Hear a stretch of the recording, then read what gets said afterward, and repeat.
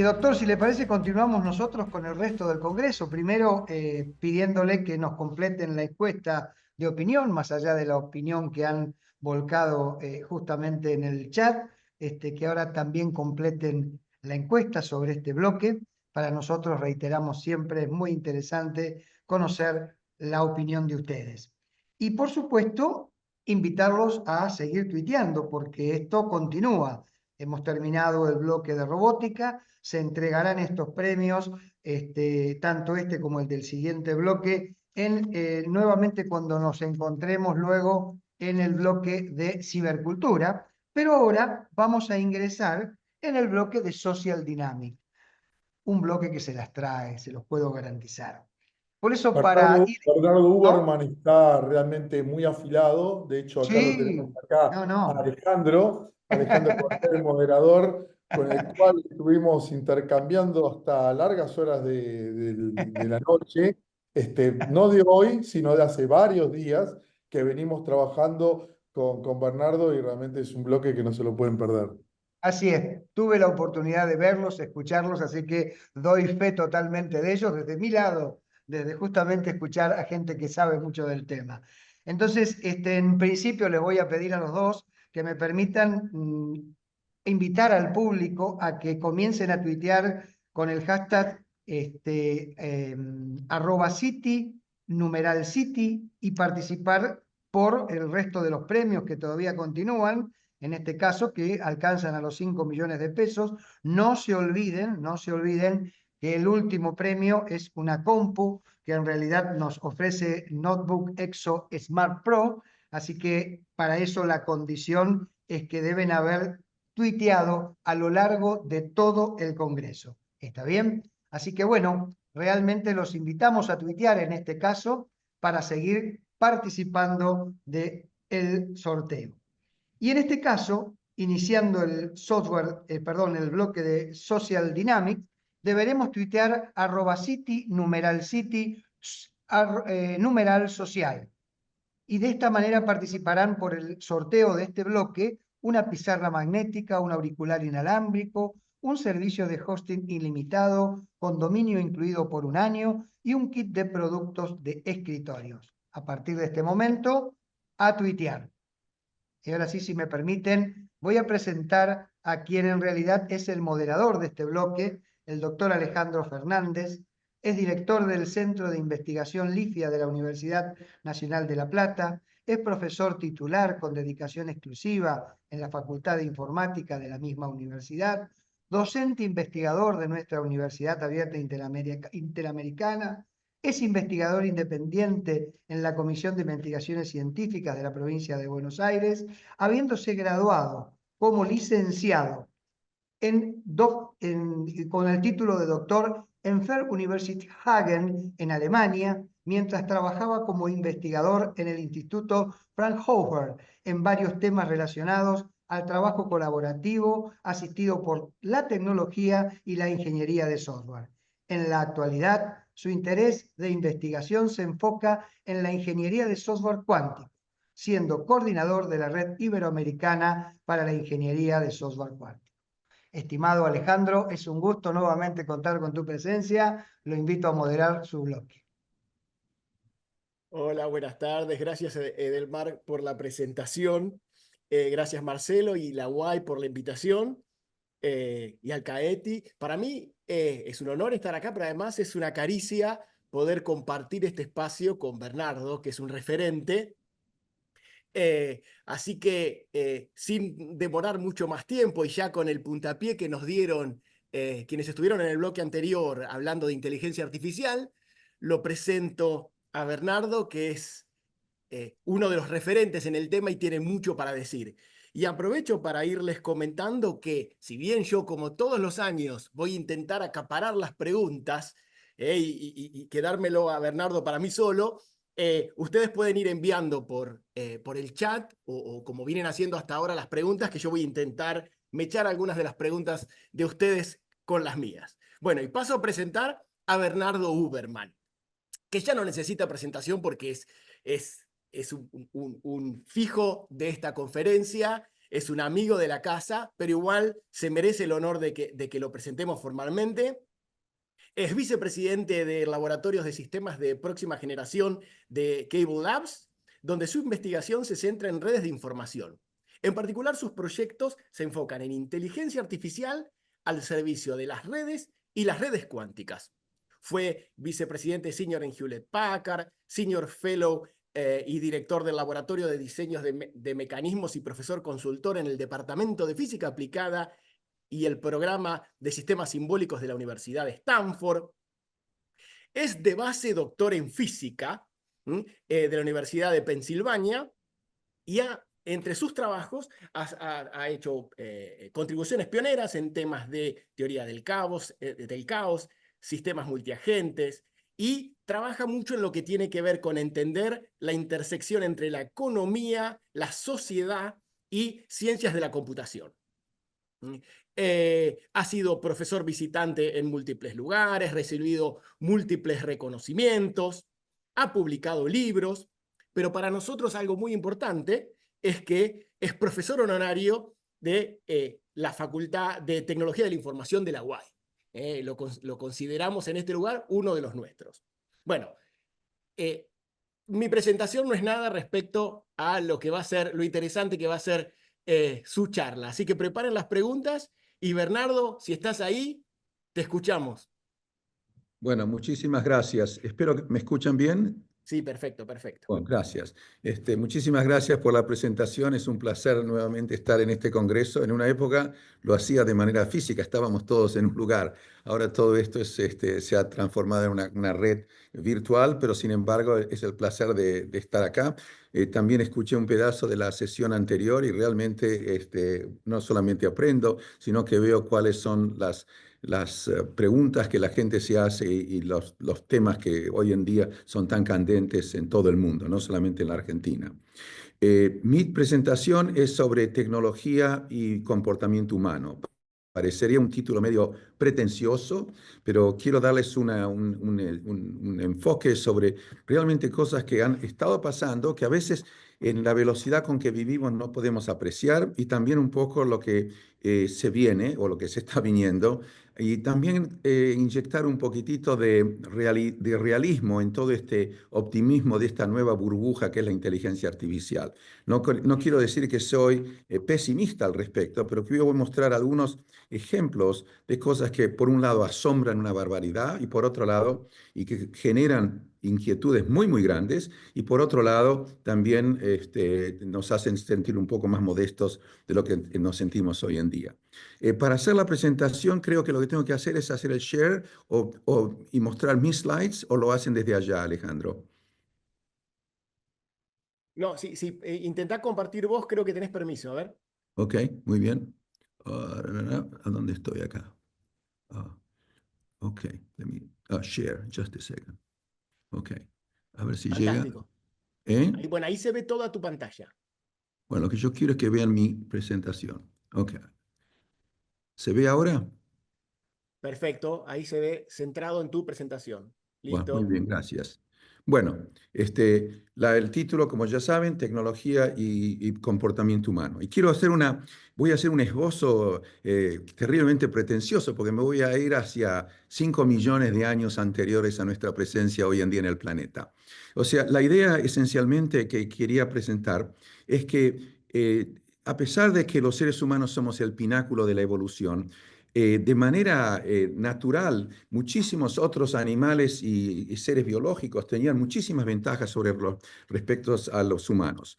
Por ejemplo, si bien necesitábamos en esa época cazar y comer, etcétera, había una cantidad enorme de animales que eran muchísimo más rápidos, más fuertes y más a veces difíciles de atrapar que los humanos. Y solamente a través de la creación de elementos no naturales, de conformar una roca, crear un arco y una flecha, etcétera, que es la tecnología, pudimos esencialmente no solamente sobrevivir, sino terminar cubriendo el planeta con una membrana tecnológica que hoy en día es increíble y casi imposible de describir. Ya por dar una idea, esta es la cabeza de un hacha de hace 5 millones de años.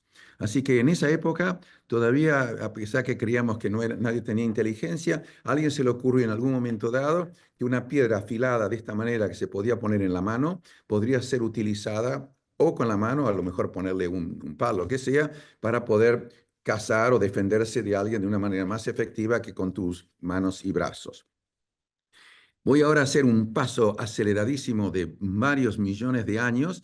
Eventualmente, este tipo de invenciones que otros veían, que copiaban, que mejoraban, etcétera, llegamos a un estado en el cual más o menos hoy en día compartimos, que es la idea de que hemos terminado con un artefacto. Yo elegí justamente el mouse, que tiene el mismo tamaño que esa piedra inerte llena de moléculas y de átomos, y que sin embargo tiene cientos de miles de transistores, etcétera, y que permiten una cantidad inmensa de comportamientos que son realmente responsables de lo que hoy en día, yo diría, es la manera en cómo no solamente funcionamos y vivimos, sino también interactuamos los unos con los otros.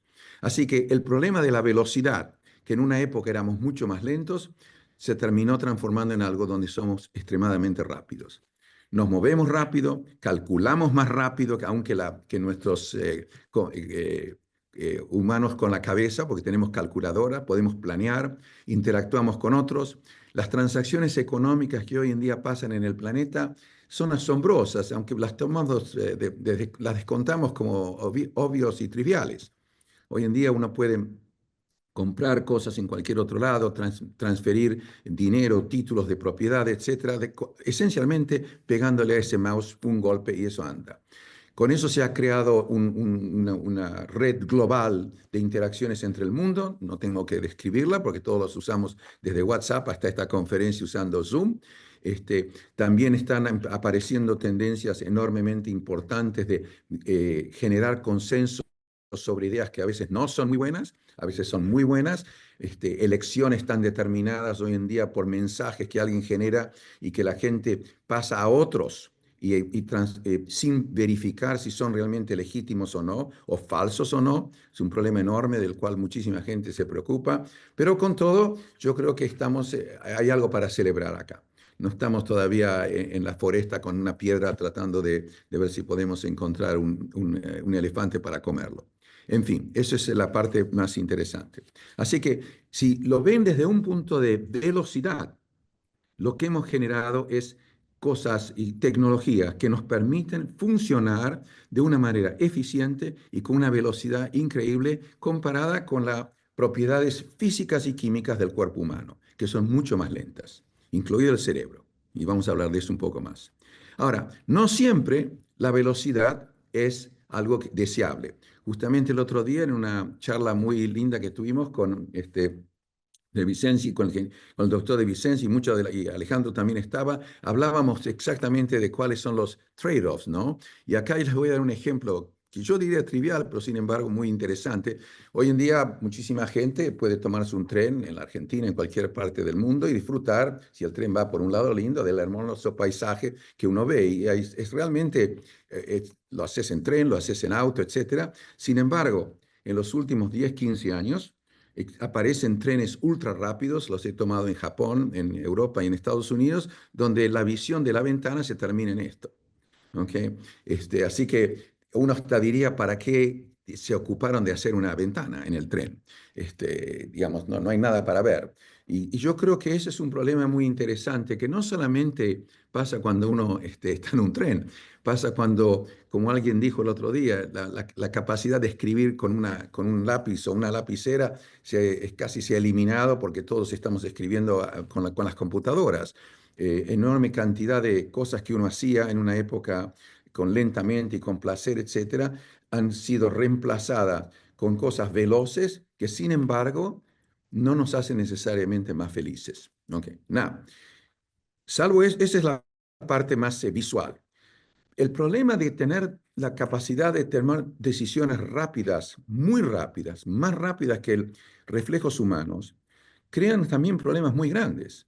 El problema, por ejemplo, de los autos robóticos que no tienen conductores. El problema es que en un momento dado un auto puede encontrar un obstáculo que no estaba programado y tomar una decisión que a lo mejor un humano tomaría de una manera distinta. Y si quieren, eventualmente los voy a provocar con algunas paradojas sobre esto. Hoy en día, en una enorme cantidad de instrumentos de guerra, de toda la tecnología de armamentos es extremadamente automatizada. Y las instrucciones que uno le puede dar inicialmente necesariamente no son las que el drone, o el avión o el objeto que está aproximándose a un blanco necesita para hacer. A lo mejor sería un error lanzar un cohete hacia una casa que uno descubre donde hay chicos en lugar de combatientes. Imposible casi de parar ese tipo de cosas. Así que hay toda una disciplina hoy en día de estar tratando de ver cómo introducir mecanismos más lentos que permitan una reflexión y soluciones a problemas, aunque sean de guerra, aunque sean de navegación, aunque sean del placer de poder generar algo más, que sea más, yo diría, a la velocidad de razonamiento humano. Se me acaba de ocurrir mientras estoy hablando que a lo mejor ese vidrio que está en ese tren habría que reemplazarlo con una pantalla digital que simule lo que está pasando afuera, entonces lo ves de la manera más lenta que se te ocurra, pero en fin, esa es otra idea. Muy bien, ese es al nivel de las cosas. Y también estamos hablando de temas que no estoy usando, pero que la gente de la temática del panel anterior se hablaba, problemas éticos, etcétera, que están apareciendo con la inteligencia artificial. Bueno, y ahora voy a pasar rápidamente, pasamos 5 o 6 millones de años, ahora pasamos a algo que está pasando hace un par de años, que es una discontinuidad en la tecnología, el hecho de que la inteligencia artificial, como se la había concebido hace años, se está transformando en algo real. Esto es una cosa realmente increíble. No tenemos que hacer debates filosóficos aquí de qué quiere decir ser inteligente. Es un hecho real que hoy en día están apareciendo sistemas que producen resultados que si uno no les dijese podrían parecer que realmente fueron producidos por una mente humana. Así que eso es realmente importantísimo de verlo y creo que el entusiasmo y lo que están todos hablando en este momento es precisamente eso. Y eso ha pasado porque han aparecido estos sistemas, los Large Language Models o la inteligencia artificial generativa, que son realmente revolucionarios. ¿Qué quiero decir revolucionarios? O sea, en una época el fenómeno de la inteligencia artificial era relativamente simple. Se podría entrenar a un sistema para que reconozca si esto es una naranja o una pelota, o si es un perro o un auto. Image recognition era uno. A veces había un intento de poder reconocer lenguaje humano natural. Hoy en día, estos sistemas grandes de lenguaje han hecho algo fabulosamente interesante. O sea, han establecido conexiones, yo diría casi aleatorias a veces, entre contenidos humanos que estaban totalmente dispersos en el mundo. Estamos generando conexiones entre texto, imágenes, programas de computación, etcétera, que hacen que una vez que esos modelos, como se llaman, sean entrenados para reconocer ciertas cosas, de manera casi mágica, empiezan a generar contenido que nadie anticipaba. Es realmente algo que estoy seguro que todos ustedes, si no lo probaron, pónganse a usar ChatGPT o lo que les guste, van a quedarse realmente asombrados del tipo de cosas que estos sistemas pueden generar. Por ejemplo, hoy en día les podés pedir a uno de estos sistemas que te genere un poema y un poema aparece en el lenguaje que te guste. El tema.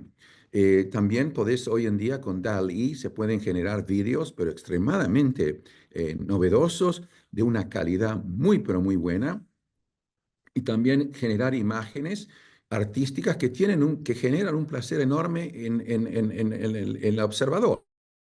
Creo que en el tema anterior se estaba hablando un poco de eso y hablaban de que, bueno, los humanos somos creativos y también queremos generar cuadros, pintura, arte, pero lo notable es que estos sistemas están generando cosas muy, pero muy interesantes y novedosas. ¿Okay? El problema de generar texto se ha transformado en algo, primero voy a hablar de la parte útil. Por ejemplo, en muchos países, voy a usar la China como ejemplo, muy poca gente, sobre todo investigadores, hablan inglés.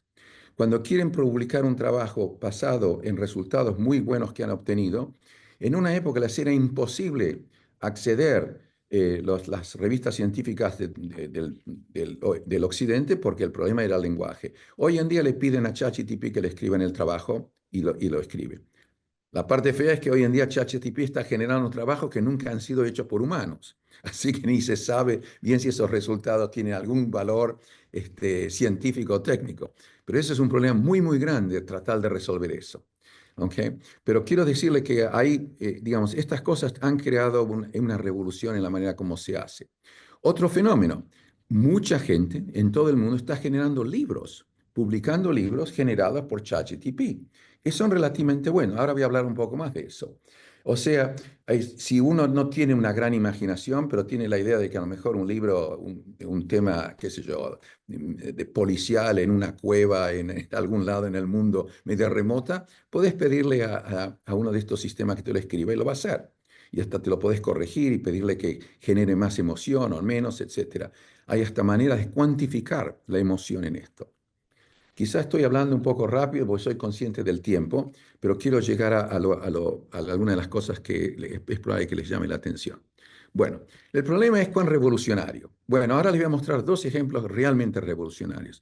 Acaba de aparecer un estudio hace unos meses, en julio de este año, donde le pidieron a una cantidad de gente que genere historias, novelas de un cierto tipo usando GenAI, y después fueron leídas por una cantidad de reviewers muy, muy conocidos en literatura que hacen reviews para revistas y newspapers.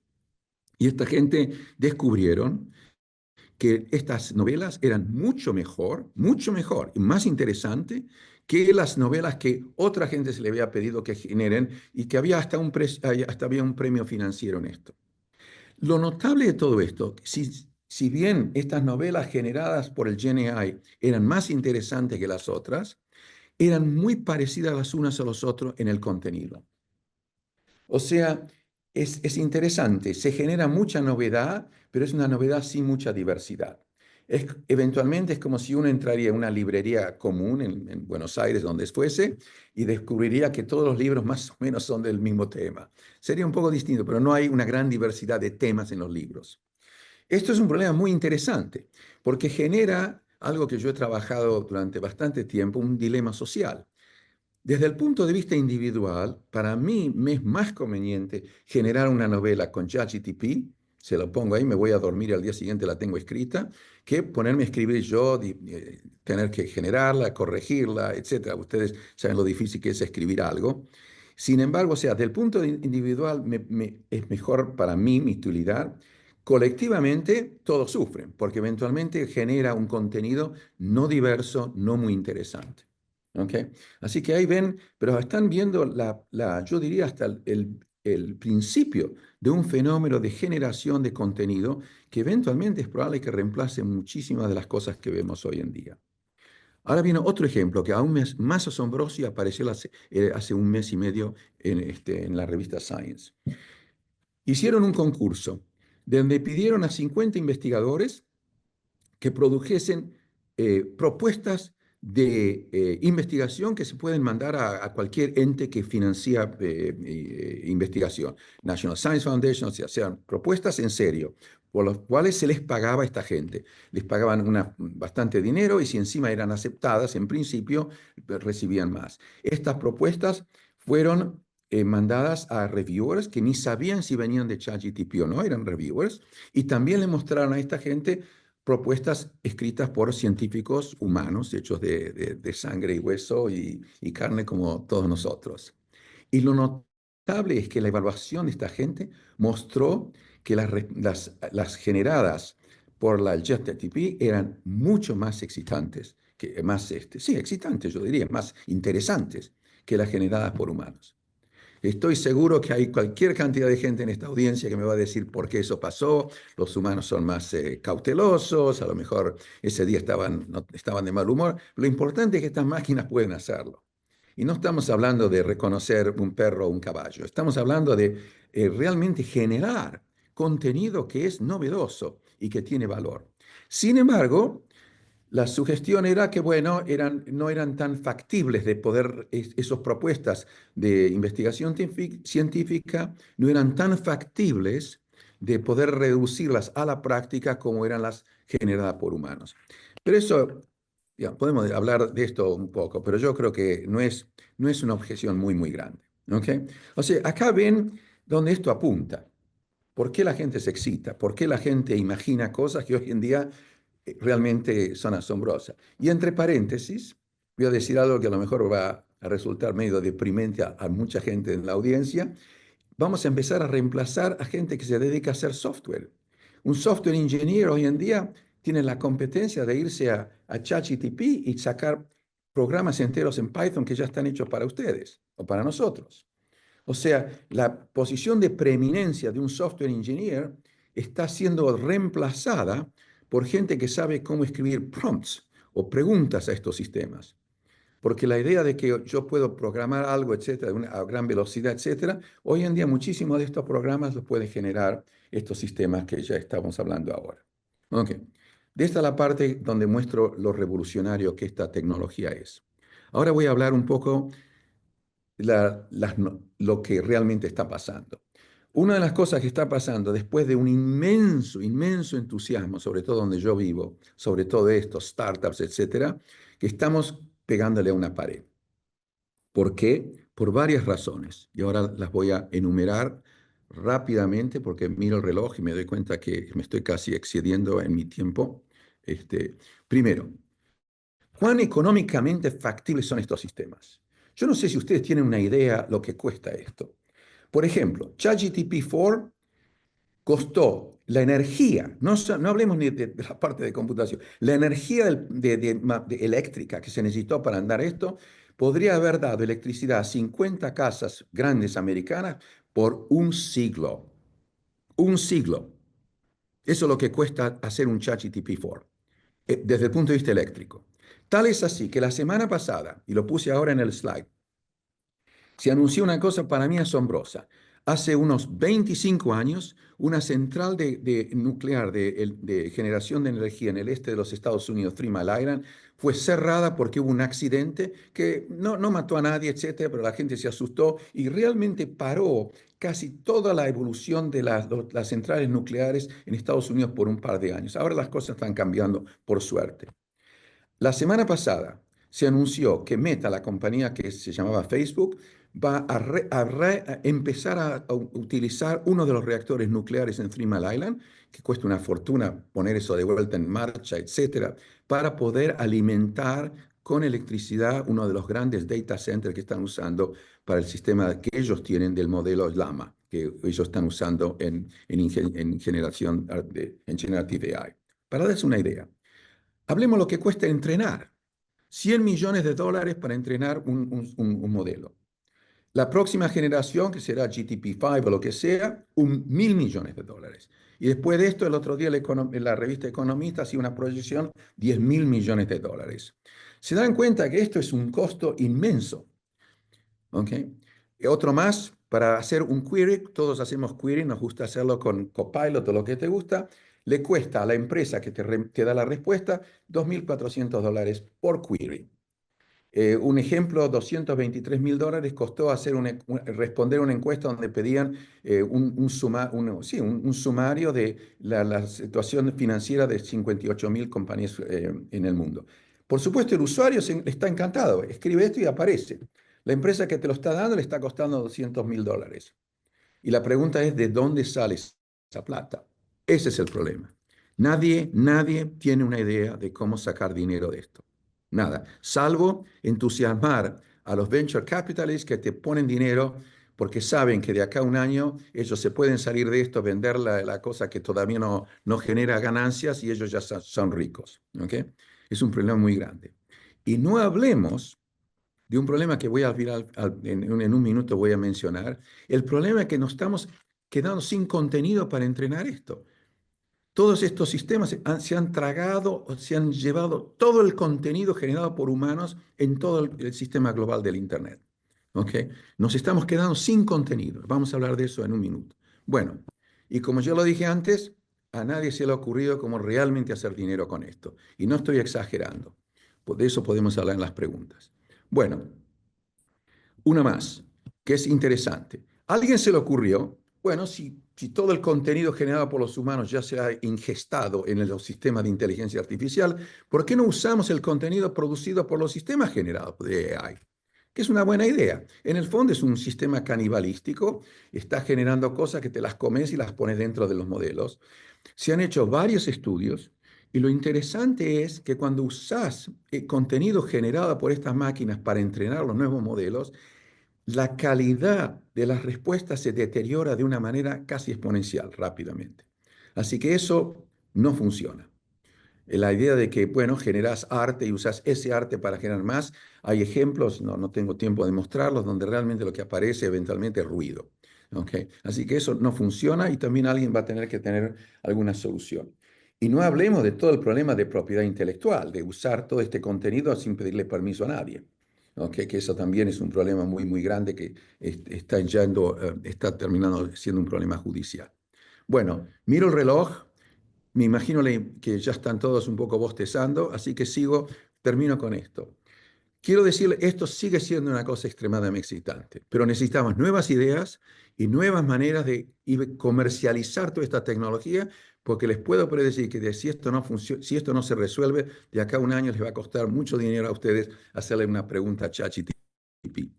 Y lo otro que quiero mencionar, que es un fenómeno muy interesante, es que de golpe el foco se ha ido del software al hardware.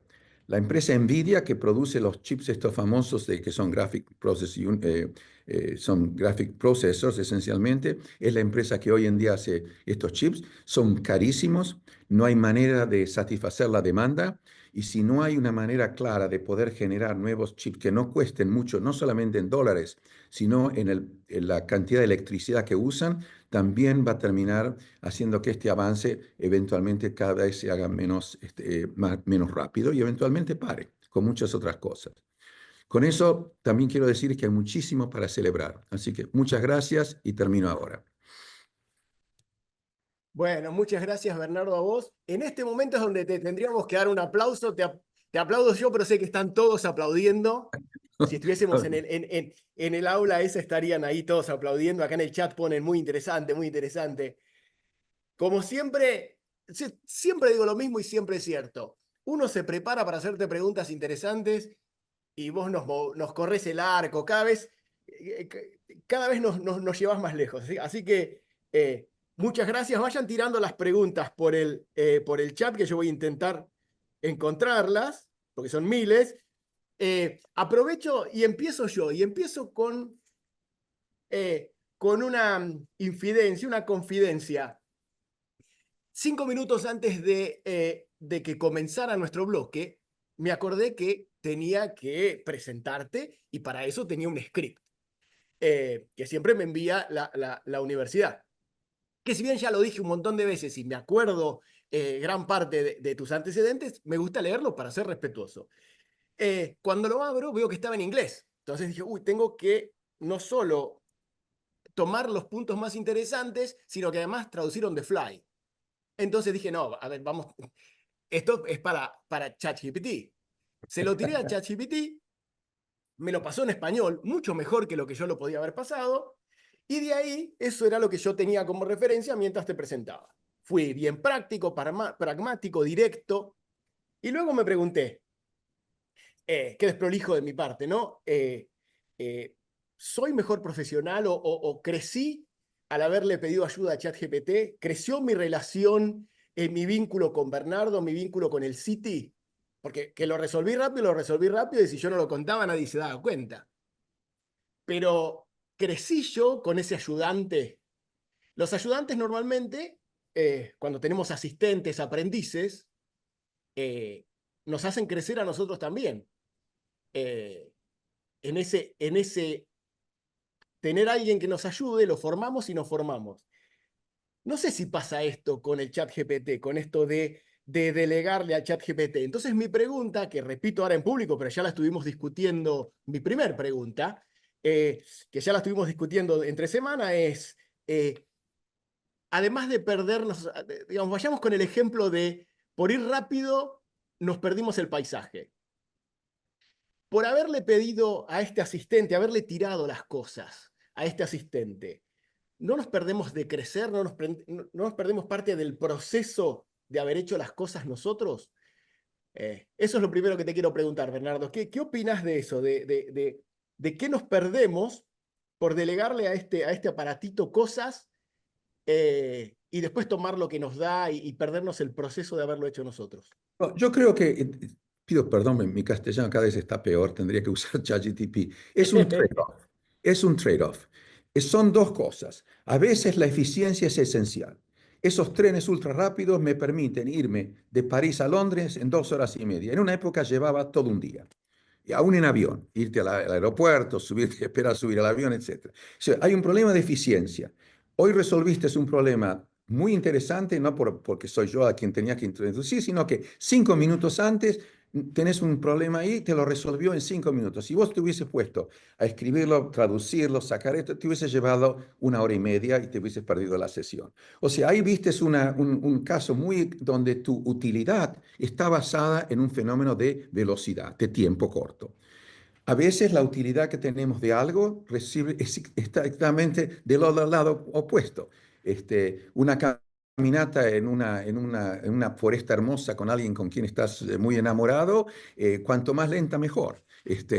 Digamos, sin embargo, si lo que tenés que hacer es llegar a la casa de tus padres que te invitaron a cenar y ya estás tarde, lo que haces es correr por la foresta ni notar los árboles. O sea, siempre estamos en esos trade-offs entre el placer que recibimos de la lentitud, yo diría, ¿no? Y la eficiencia y la utilidad que también tenemos haciendo las cosas de manera más rápida. Por eso todo el mundo tiene un auto. No todo el mundo no decide caminar porque, bueno, a veces caminar es bueno, pero también lleva tiempo. Así que yo creo que esa tensión va a estar en todo. También aún en usar una bicicleta o caminar o hacer piletas en una pileta o tirarte al agua y mirar al cielo y reflejar lo que son las nubes. Así que yo creo que eso no sabemos resolverlo bien. El problema es si lo único que haces es usar solamente ChatGPT, es cierto. Entonces te olvidaste de todo. Por eso de vez en cuando creo que es muy importante para los seres humanos, sobre todo los que vivimos en la tecnología, tomar un respiro lento y hondo. Es muy importante. Estoy hablando de algo psicológico y no tengo la menor autoridad, pero yo creo que es muy importante en la vida el disfrute de una comida lenta, de una conversación donde escuchamos el uno al otro y no solamente tomar notas, salir corriendo y escribir el resumen y mandarlo a alguien. Sí, sí, sí, concuerdo en eso. De hecho, hay un aspecto que es el disfrutar hacerlo, que ese tal vez es más fácil de identificar. ¿Eh? Quiero que las cosas que me gustan, hacerlas lentas para disfrutarlas más. A mí lo que más me preocupa, sobre todo cuando estas herramientas se usan en contextos de aprendizaje, Ajá. donde el recorrido es el aprendizaje, no el resultado. Y donde es más difícil darse cuenta qué es lo que uno pierde por llegar rápido al resultado. Porque no es solo el placer de haber hecho, sino yo lo imagino como esas conexiones que se hacen en la cabeza simplemente por haber intentado y no haber podido. Por ese lado venía más la pregunta. No sé si ¿qué opinás? De hecho, también con el tema de la velocidad. Bueno, a ver, con respecto a eso, ¿vos creés que no solo nos perdemos la oportunidad de disfrutarlo, sino que por no esforzarnos en momentos donde lo que vale es el esfuerzo, no el resultado, que tal vez no Ah, es el ejemplo que yo di, no, ¿no? no, no, Tal muy vez, interesante, muy ¿eh? interesante. Yo creo que lo que decís es muy cierto. Y voy a dar un ejemplo trivial. En una época, cuando yo hacía física teórica, tenía uno de esos enormes libros con tablas de relaciones entre funciones de Bessel, de esas cosas solamente estrambóticas que a los físicos les gusta hacer. Y me acuerdo como yo trabajaba en esa época usando ese libro y descubriendo todas esas conexiones analíticas, ¿no? Era toda una matemática analítica con lápiz y papel. Ese libro está ahí en la biblioteca, no lo abro hace 15 años. Porque hoy en día encuentro esa resolución, mandar la pregunta a alguien y te da la respuesta. Pero había algo muy artesanal, ahí está la palabra, artesanal, Es lo mismo que el placer que a veces uno tiene. Hace unos años yo estaba en una pequeña ciudad en Alemania, Glashütte, y fui a ver cómo montan relojes mecánicos. Y ver esa gente que ahí está haciendo toda esa parte artesanal. También te podés comprar un reloj hecho por un robot que sale $5. Pero hay un placer inmenso en la persona que trabaja sobre ese reloj, el albañil que hace las cosas con una cosa artística, etcétera. Y yo creo que eso es lo que necesitamos mantener, como decís vos. Es la parte donde crecemos como seres humanos. Claro. Pero el problema es que la tentación está entre poner ese reloj así y de golpe descubrir que podés comprar un robot que hace la mitad de ese trabajo por la mitad del tiempo y podés venderlo. Ahí es donde viene el dilema. Es un dilema casi moral o ético, ¿no?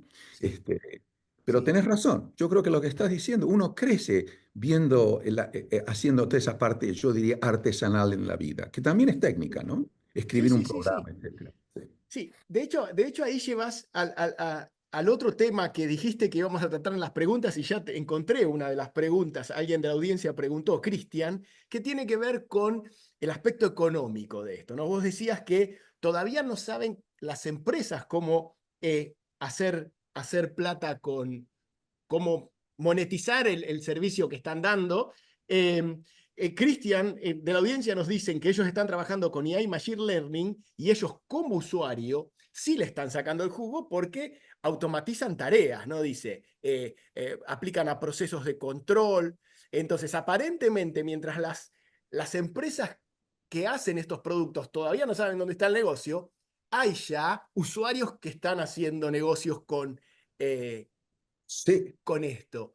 estoy de acuerdo, pero el usuario está usando algo generado por alguien que en este momento no está haciendo dinero.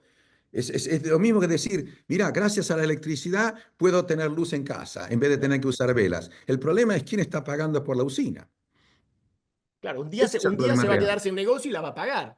Exacto, exacto. Ese es el problema fundamental. Como usuarios, todos estamos usufructuando de esto. No económicamente, financieramente, intelectualmente. El problema real es que detrás de todo esto hay una usina grande, que son estas enormes data centers, que no solamente cuestan una fortuna hacerlo funcionar, también está el problema de la parte computacional, que es costosa, la gente que lo mantiene. Todo eso, alguien tiene que eventualmente sacarle el dinero. En una época el problema era trivial con la tecnología de la información, porque cualquier startup tenías una computadora, bueno, eventualmente voy a tener 1 millón de usuarios, les cobro $10 a cada uno y saco algo. Pero esto no es del todo claro que va a ser así. ¿Cuánta gente va a querer pagar por query a esta gente? Eso es lo notable. No quiero decir que sea imposible. Estamos hablando de una escala enorme. Ese es el problema. Y por eso es que solamente Facebook o Google o Microsoft pueden darse el lujo de crear estos sistemas. 4 locos sentados ahí brillantes, sin dinero, no pueden hacer nada. Claro. Okay. De hecho uno de los futuros que los dueños de estas empresas, los visionarios, predicen, que yo no termino de ver por dónde cierra, es que estas herramientas, sobre todo cuando responden al argumento de que nos van a dejar, nos quitan trabajos, nos van a dejar sin trabajos, dicen, esto te va a permitir descansar porque el robot, la inteligencia artificial va a resolver las cosas y vos vas a poder descansar. Yo no encuentro por dónde conciliar eso con la realidad. ¿Tiene algún sentido eso, ese futuro que predicen? Bueno, la idea de descansar y mirar cómo crece el pasto no es muy interesante tampoco, ¿no? Tampoco, claro. Tenemos que estar estimulados por algo. Es importante, digamos, es cierto que hay una enorme cantidad de trabajo hoy en día que está reemplazado por máquinas. Salís a la calle y ves cómo una excavadora funciona, que en una época la gente tenía que hacerlo con la pala, robots que arman autos y que no necesitas Eso es obvio que han facilitado una enorme cantidad de ahorro de materia humana, etcétera.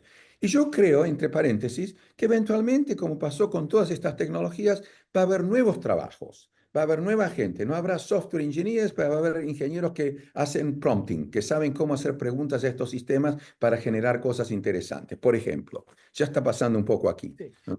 Yo creo que siempre va a haber gente. No, el asunto de descansar es cierto. Si en una época eras un hombre que hacías, qué sé yo, hacías agujeros en la calle y hoy en día alguien se compró una excavadora, bueno, podés descansar. Pero yo no creo que ese sea el problema, ¿no? Es probable que para el señor que estaba haciendo agujeros con la pala, es probable que sea un descanso. Yo no creo que nos vamos a quedar sin trabajo. El problema fundamental es cierto, si no hay mucho que hacer, porque estas máquinas lo hacen, ¿qué vamos a hacer? Pero eso es un problema existencial que alguien lo va a tener que resolver. Yo creo que mirar como el pasto crece o como la pintura en la pared se seca no es una actividad muy interesante para nadie, ¿no? De hecho, muchas de las cosas que están preguntando ahora por el foro van en línea con esto. Desde cosas más filosóficas, por ejemplo, Valentín te pregunta si crees que el cambio que estas tecnologías traen va a ser más sistemático. Dice, él lo pone así, dice, ¿crees que esto puede llevar a una remodelación del sistema en el que vivimos? Tal vez algo más allá de un sistema donde lo único que se quiere es sacar ganancia. O sea, puede tener algo, puede ser algo tan disruptivo como para cambiar el sistema. Bueno, acá en esta pregunta hay dos cosas. Las ganancias son el motor de todas las industrias. Nadie se pone a hacer estas cosas para perder plata, a menos que realmente sea un masoquista o no le interese vivir muy bien. Pero la verdad es que todas estas empresas, todo esto está generado por gente que de alguna manera quiere hacer dinero, no necesariamente ser ricos, pero quieren hacer dinero. La ganancia está detrás de todo esto. Lo puede hacer el ganancia de un Estado, el gobierno puede hacer estas cosas, pero el gobierno necesita saber cuál es la utilidad que saca. Pero el otro lado del problema es realmente, sí, yo creo que el cambio ya lo estamos viendo. Este señor que hace la pregunta, mira cómo nos estamos comunicando. Yo estoy sentado acá de mañana en California, ustedes están en Buenos Aires, todo esto de una manera casi real, no es tan linda como estar todos juntos mirándonos en la cara personalmente, pero el cambio es profundo, la velocidad con que estamos haciendo esto, las interacciones. Yo creo que el cambio en la sociedad es enorme, pero también fue el cambio cuando el medio de transporte en las ciudades salió del caballo al auto. Y todos los tipos que cambiaban las cerraduras la cerradura de los caballos se quedaron sin trabajo y aparecieron las estaciones de servicio. Y digamos, yo creo que eso siempre va a seguir caminando. Ese es un cambio. Ahora, el cambio lo que pasa es que se está acelerando. En una época este cambio era para poca gente. No hace mucho tiempo yo iba a reuniones, y aún en la Argentina, donde se me acusaba gente de una manera muy ideológica, que toda esta parte de tecnología de computación es del primer mundo. Nosotros no tenemos acceso, ni sabemos lo que ustedes hacen. Es una desventaja total. Hoy en día, un chico en cualquier lado del mundo, aún en Nairobi, sabe lo que está pasando en Silicon Valley conectándose con el Internet. Eso es real. O sea, eso ha sido un cambio fundamental. Con eso también aumentó la competencia. Hoy en día no estás compitiendo con cuatro locos, estás compitiendo con todo el mundo. Claro. O sea, yo quiero decir que estas cosas están cambiando la sociedad. Espero que no nos cambien a nosotros como humanos. Ese es el problema que vos estabas planteando antes, Sí. ¿no? Pero eso es, bueno, nos pasamos entonces a filosofía y psicología.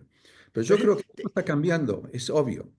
te digo Como, que igual la parte más linda de esta conversación con vos es sacarte el jugo no tanto en lo tecnológico como más en lo filosófico, porque si hay algo que te caracteriza a vos es el recorrido que tenés y es el poder mirar las cosas desde otro lugar, ¿no? Por eso a ver, una de las cosas que mencionaste un montón de veces eh, en tu presentación y en las respuestas fue velocidad y que las cosas se aceleran.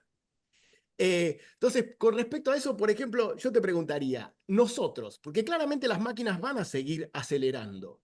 De hecho, ahora estamos hablando de computación cuántica porque aparentemente el siguiente salto para borrar algunos de los límites que encontramos en las computadoras clásicas es la cuántica. O sea que parecería que las computadoras se van a poder seguir acelerando. Pero nosotros, ¿cómo nos aceleramos nosotros? A mí ya me estresa esto de tener tantas noticias todo el tiempo. Puede ser que yo sea viejo y que los jóvenes estén preparados a esta velocidad, a esta inmediatez. Pero ¿estamos listos? ¿No tenemos un límite, Bernardo, nosotros en la velocidad con la que podemos ¿Dejar que las cosas pasen alrededor nuestro? Por supuesto, no solamente es un límite que está generado por la evolución de nuestro cerebro. El cerebro está hecho como está, hay una enorme cantidad de neuronas, está limitado en tamaño por el tamaño de la pelvis humana femenina, no podés generar un cerebro de 6 veces el diámetro que tenemos, y eso no va a cambiar. Lo único que podemos hacer es esencialmente cambiar nuestro comportamiento. Yo creo que no hay otra manera de hacerlo, ¿no? Y eso es un problema que cada uno tiene que resolver de manera humana. A lo mejor deberíamos todos tener más tiempo para meditar, para caminar, para andar en bicicleta, en lugar de estar corriendo de un lado al otro. El problema de las noticias es lo mismo. Yo decidí hace tiempo no leer los diarios porque esas noticias que fluctúan de hora a hora, o lo mismo en el Internet, realmente no te dan una imagen completa de lo que está pasando. A pesar de que, independientemente de cuáles sean las tendencias de los medios, ¿no? Cada hora ellos tienen que hacer dinero porque necesitan tu atención. Entonces te están dando todo el tiempo una nueva, así llamada nueva noticia, que Sí. en el fondo es irrelevante, es ruido, pero de alguna manera nos tiene cautivados. Y yo creo que hay que disciplinarse de una manera que...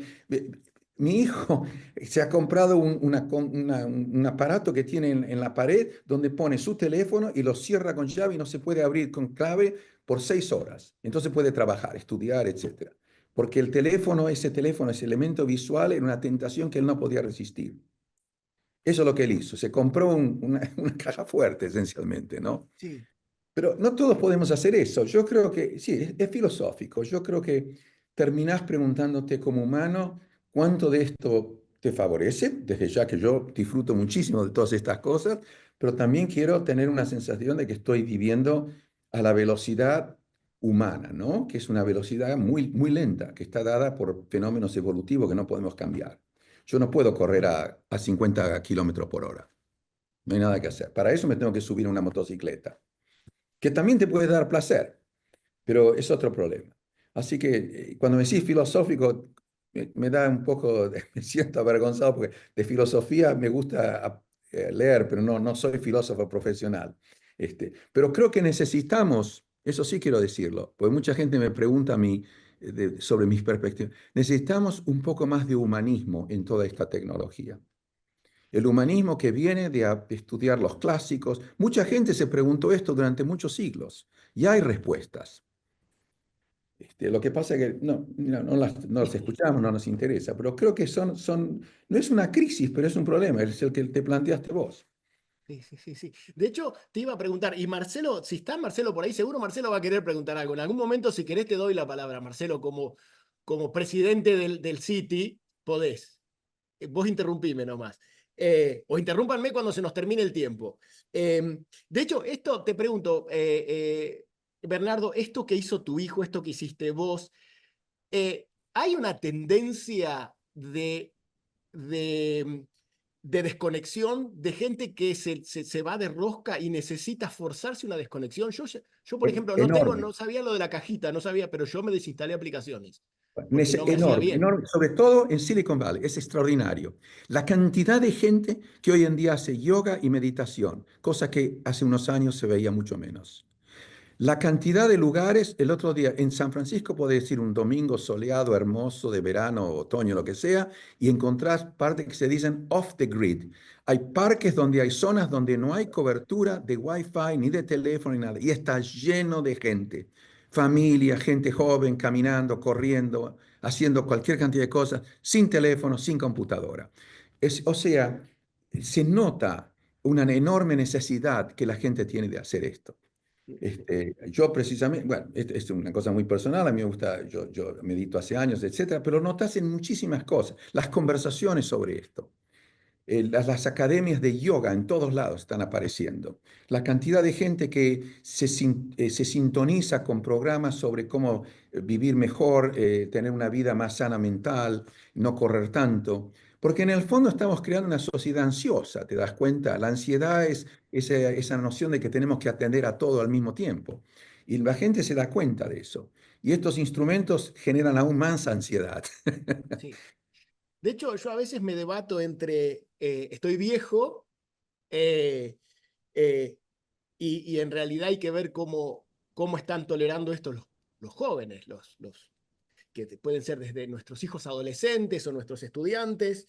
Eh, en estos últimos días tuve muchas reuniones con profesores universitarios en concursos docentes y actividades de reflexión docente, y algo que resaltaban todos era la necesidad de inmediatez y el corto attention span, el corto tiempo de atención que tienen las nuevas generaciones. Entonces uno puede decir, bueno, en realidad lo vemos porque somos viejos y no nos podemos adaptar a eso. También esa inmediatez y corto attention span tiene una correlación con el tipo de estímulos que reciben.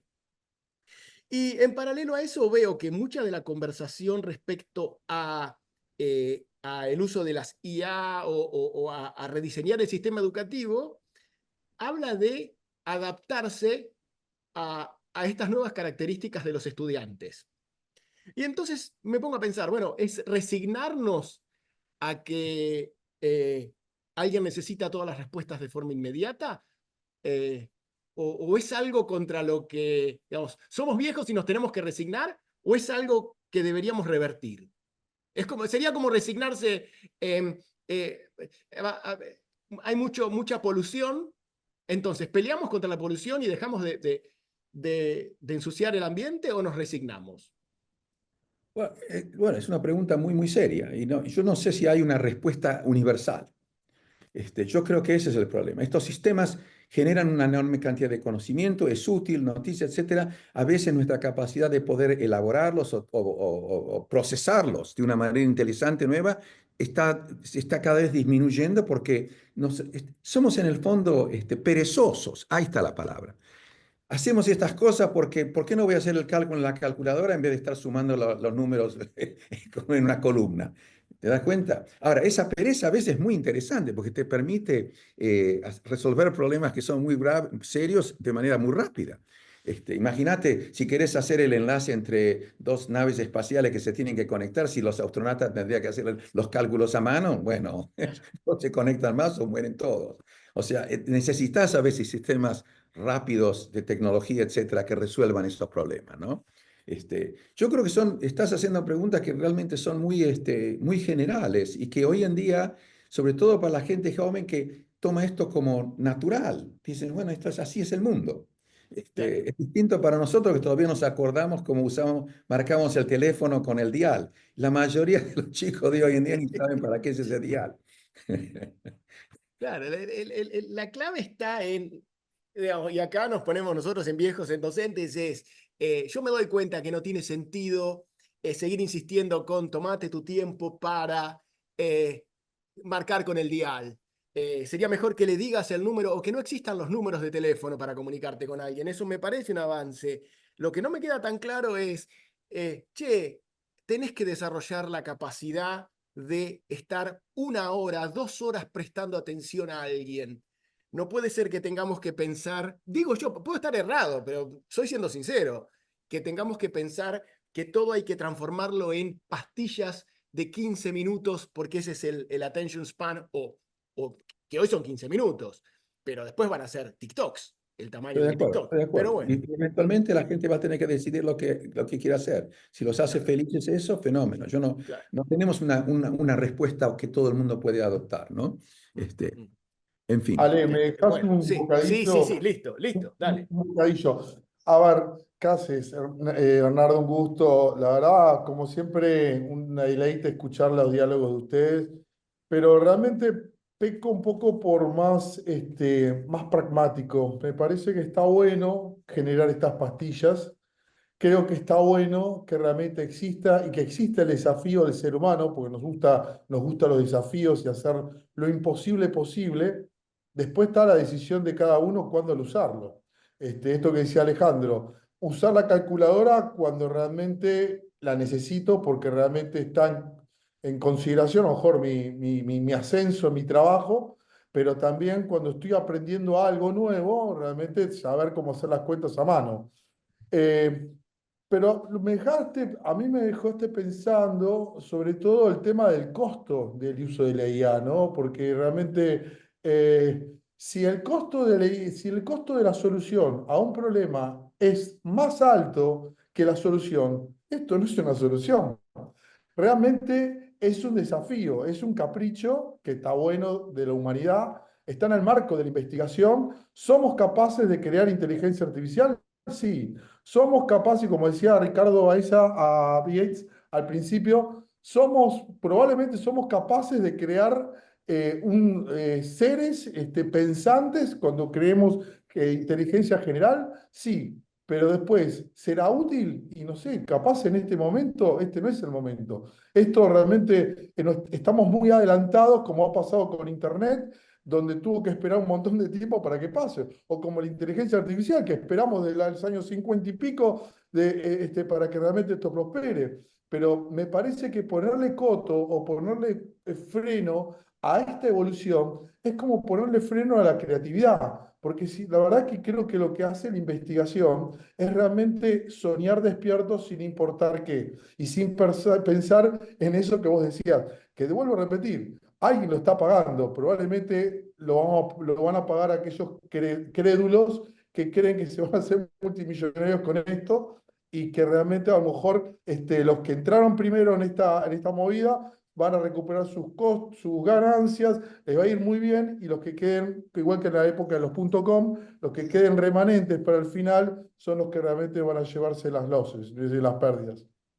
Sí, señor, estoy totalmente de acuerdo. Lo que dijiste es real. Hoy en día la gente usa esto porque es gratis, esencialmente. Ahora, en Google, por ejemplo, descubrieron cómo monetizarlo haciendo advertising, etcétera, y es probable que pero esto no funciona con el ChatGPT. Nadie quiere poner avisos en estas respuestas largas, así que es un problema. Y pero lo estás diciendo muy bien.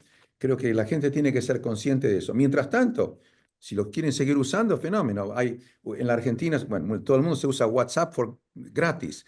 Pero eventualmente no sos gratis, vos terminando haciendo el producto porque Facebook te saca todos tus perfiles y se los vende a la gente que hace avisos. De esa manera hacen todo el dinero. ¿Ok? O sea, pero vos usás el WhatsApp, yo lo uso de una manera que a mí no me cuesta nada. Pero esto creo que acá es muy difícil porque son cientos de millones de dólares lo que está gastando esto. ¿Ok? Así que tenemos que ver cómo va a salir todo esto a la larga, ¿no? Más Pero allá de la huella de carbono que está generando, porque sí, la energía, la crisis energética, recién había en los chats que decían, bueno, vamos a estar con no una crisis de agua, sino crisis energética. Bueno, sí, el agua se necesita para poder refrigerar todo el tema de la energía en grandes partes enorme, enorme. del mundo, así que también nos va a llevar el agua. Sí, Así no, que es cierto, sí, sí. Pero sigue siendo algo muy interesante y vos viste el entusiasmo con que la gente que habló antes y las preguntas, es obvio que la gente está muy llena de energía con esta nueva cosa, ¿no? Este, Ale, estamos en tiempo, así que lo dejo para que haga el cierre. Bueno, nuevamente un agradecimiento, Bernardo, un gusto tenerte. Ya sabemos que en un año tenemos que esperar todo un año para volver a tenerte, pero muchas gracias a vos, muchas gracias a la UAI, y te dejo para que vos hagas tu despedida, Bernardo. Bueno, fue realmente un placer porque como siempre pasa, termina siendo un diálogo que me educa a mí, que es lo más importante para mí, escuchar algo, opiniones de gente porque todo esto es realmente sentido común y a veces hay poco y en estas conversaciones veo que hay mucho sentido común en estas conferencias, así que es un placer. Espero a lo mejor verlos personalmente y tampoco tenemos que esperar un año hasta que de vuelta podamos hablar. Pero muchas gracias. Gracias, no, al Nos contrario, vemos. hasta luego. Y Edelmar queda en sus Bueno, manos. exactamente. Bueno, nuevamente agradecerle justamente al doctor Bernardo Huberman. Y fíjese, doctor, que le han enviado saludos a sus hijos a través del chat. Así que alguien lo conocía a su hijo, ¿eh? No sabía, me tengo que fijar en eso ahora, sí. Bueno, doctor, un gusto nuevamente. Muchas gracias por su presencia. Gracias, Alejandro. Realmente un gusto como siempre. Y de esta manera entonces damos por culminado el bloque de Social Dynamics. Bueno, muchas gracias. Muchas Gracias. gracias, doctor. Bueno, Marcelo, entonces avanzamos con el resto del Congreso. En este caso, en realidad pedimos que completen la encuesta, que ya estamos viendo que está a disposición de todos los participantes para que nos dejen su opinión. Y también queremos invitarlos a un pequeño break. O sea que en este momento los vamos a invitar a un break, no sin antes recordarle algunos detalles importantes, como siempre. los certificados de asistencia serán enviados por mail a partir del 23 de octubre. Las ponencias de los panelistas las podrán obtener en la página web del Congreso. Y además también invitar al grupo de Community Managers, si está por allí, que seguramente nos puede dar un panorama muy rápido de cómo estamos trabajando en este segundo bloque. ¿Estás, Daniel, por ahí? Así es. ¿Cómo te va? Hola, ¿qué No, tal? ¿Cómo están? ahí ¿Todo bien? estamos. No te vemos, pero te escuchamos. Ahí está, ahí me Ahí escuchan. estamos, ahí estamos. Venimos muy bien. Durante el inicio de la jornada les comentaba que éramos números top 3 de la Argentina en X, en Twitter. Y en este momento nos encontramos en el puesto número 4. Algún Bien. exigente dirá, ¿qué pasó? Nos bajamos. Pero bueno, hay que estar toda la jornada siendo tendencia y eso tiene que ver con la calidad de los disertantes y de las exposiciones que son de gran nivel. Y lo que agrego esto nada más y después en la próxima salida comento algo más de los sponsors. Tenemos muy buenas devoluciones en lo que es la red social con respecto a cada uno de los disertantes. Bueno, muchísimas gracias, Daniel, muchas gracias. Y Gracias a bueno, vos. doctor, los invitamos ahora sí a que nos veamos en Cibercultura a las 16:50, ¿le parece? Estiramos un poquito las piernas y ya entramos en el último tramo del Congreso. Gracias, Bueno, Edmar. muchas gracias a usted, Marcelo. Nos vemos el resto del público 16:50. Seamos puntuales, por favor, para aprovechar el Congreso. Muchas gracias.